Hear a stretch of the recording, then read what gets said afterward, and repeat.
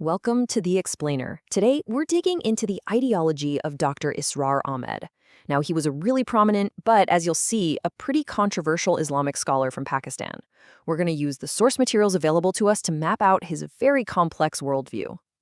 All right, let's just jump right in with a pretty startling prediction that's often tied to him, one that's gotten a ton of attention online. He apparently forecasted this future where a so-called Greater Israel would end up dominating the entire Middle East. So a claim like that, it doesn't just pop up out of thin air, right? It's really the tip of the iceberg, the peak of a very complex ideological pyramid. So let's dive in and let's unpack the worldview that holds up a forecast like that. To get a handle on this, we're going to follow a pretty clear roadmap. We'll look at the man himself, then get into his really unique view of history, his geopolitical analysis, his vision for the future, and then finally, his complicated and enduring legacy. Okay, first things first. Let's get to know the scholar behind all these theories.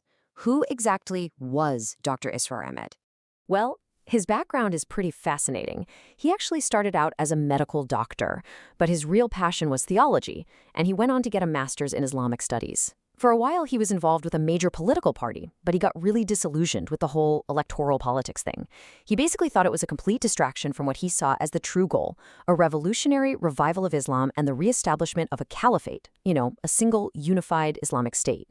And that conviction is what led him to found his own movement, Tanzim-e-Islami.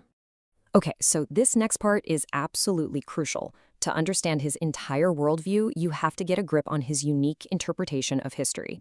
This is the foundation. Everything else is built right on top of this. He really fleshed this all out in his book, Two Periods of Rise and Decline of the Muslim Ummah. And the core idea, the big one, is this concept we can call the parallel histories thesis.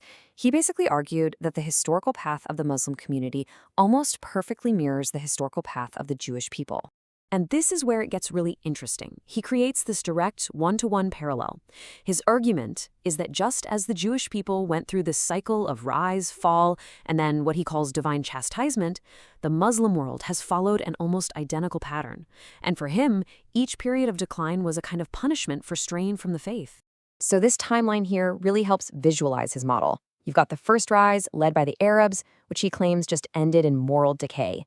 Then you have a second rise, led by non-Arabs, mostly the Turks with the Ottoman Empire, which brought Islamic power back, but in his view, that second rise crashed and burned in the 20th century with the collapse of the caliphate. And for him, that marked the beginning of a second great period of chastisement. Now, let's see how this whole historical model feeds into his geopolitical analysis. This is where those predictions about Israel really start to come into play. He uses this powerful metaphor, a dagger, to explain how he sees modern geopolitics. According to Dr. Ahmed, the creation of Israel wasn't some historical accident. Nope. He saw it as a calculated, strategic move by Western powers right after World War II. The goal? To make sure the Arab world stayed fragmented, divided, and ultimately under Western influence. And that Reddit post we mentioned right at the top, it takes this idea even further. It claims that a bunch of Muslim leaders, we're talking Gaddafi, Saddam Hussein, Shah Faisal, and Bhutto, all met these similar tragic ends for one key reason, because they stood up against this whole arrangement. It's all presented as evidence of a much wider conspiracy to maintain that control. So this entire framework, this way of reading history and geopolitics, it isn't just an academic exercise for him. It all points toward one final, ultimate objective, his very specific vision for an Islamic revolution. Now, it's really important to note, Dr. Ahmed wasn't calling for some kind of violent overthrow. Nope. Instead, he laid out this very clear three-stage plan. It all starts with an intellectual revolution. You have to change minds first. Then, you form a disciplined, ideologically pure party. And only after those two things are in place, he argued, could a nonviolent popular movement actually bring about fundamental change in society. And it's super important to understand that his vision was totally different from other models out there. He flat out rejected modern democracy. He argued that a true Islamic ruler should have the power to just overrule an elected assembly. And he was also a really sharp critic of the Iranian Revolution. He didn't see it as a true Islamic revival at all. To him, it was just a nationalistic coup by the clergy that was limited by its sectarian Shia ideology. So all of this leads us to his legacy. How is Dr. Israr Ahmed remembered today? Well, the sources paint a really complex and frankly very divided picture. So, yeah, he is an incredibly polarizing figure. I mean, there's just no other way to put it.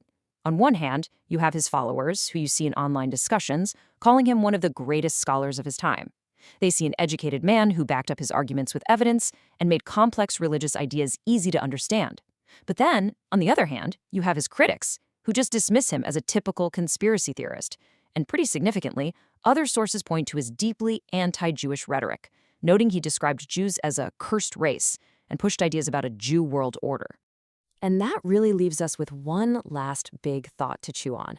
Dr. Ahmed's entire system, his predictions, his politics, his model for revolution, it's all built on his specific reading of history. It really shows how our vision for the future is so often a direct reflection of how we interpret the past. And that makes you wonder, doesn't it? How much are our own views of the future shaped by the stories we tell ourselves about our history?